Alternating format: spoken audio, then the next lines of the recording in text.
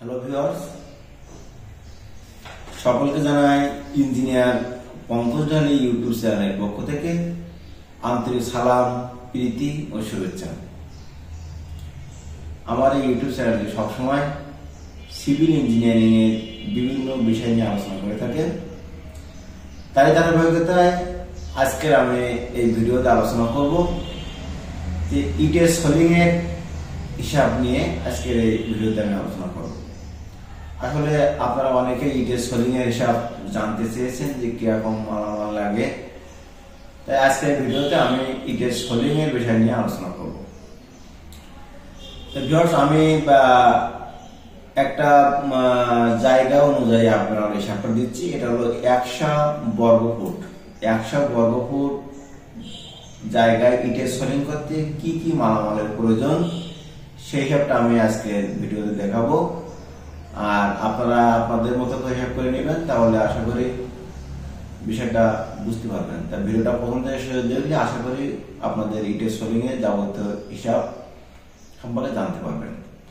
তো 10 ফুট বা 10 ফুট জায়গায় যদি আমরা ইটের সোলিং করি বা 100 বর্গফুট জায়গায় যদি আমি ইটের সোলিং করি, তাহলে প্রথমত যে জিনিসটা প্রয়োজন সেটা হচ্ছে ইট।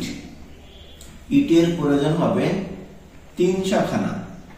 আমাদের 300 পিস ইটের প্রয়োজন। যদি 100 বর্গফুট জায়গায় আমরা ইটের সোলিং করি, তাহলে ইট লাগবে 300 পিস, মানে প্রতি বর্গফুটে 3টা করে ইট প্রয়োজন। এরপরে 100 বর্গফুট জায়গায় যদি আমি সোলিং করি, তাহলে প্রয়োজন হচ্ছে বালি। বালির প্রয়োজন হচ্ছে 5 ঘন মিটার। বালির প্রয়োজন 5 ঘন মিটার। তারপরে প্রয়োজন আছে মিস্ত্রি। মিস্ত্রি এই ক্ষেত্রে যেহেতু কাজটা অনেক সীমিত, তাই এই ক্ষেত্রে আমরা হাফ মিস্ত্রি হিসাব করবেন। মানে একটা মিস্ত্রি ফুল লাগবে না, হাফ জন মিস্ত্রি লাগবে, হাফ জন।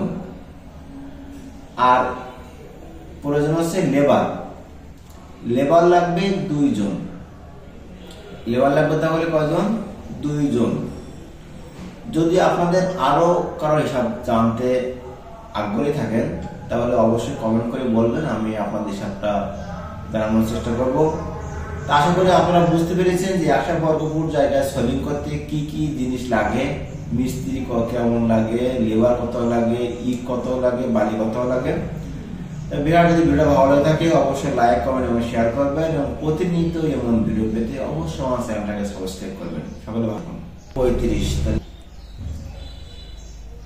ভিউয়ার্স, আমি এখানে একটা জিনিস আপনাদেরকে আবার শেখাই, আবার ভিডিও শেষে বলছি যে 1 ঘন মিটার যে বালি দরকার, 1 ঘন মিটার সমান 35 সেফটি বালি লাগে।